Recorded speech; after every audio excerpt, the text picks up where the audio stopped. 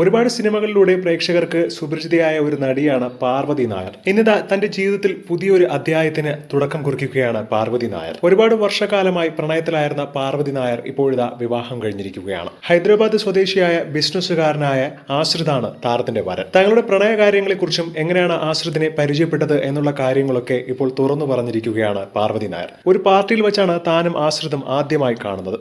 യാദൃശ്ചികമായ ആ കൂടിക്കാഴ്ചയിൽ അവർ ഒരുപാട് സംസാരിക്കുകയായിരുന്നു. പിന്നീട് ആ ബന്ധം കൂടുതൽ ദൃഢമായി. എന്നാൽ ആ ബന്ധം അധികം വൈകാതെ തന്നെ സൗഹൃദത്തിലേക്കും പിന്നീട് ആ സൗഹൃദം പ്രണയത്തിലേക്ക് വഴിമാറുകയും ചെയ്തു.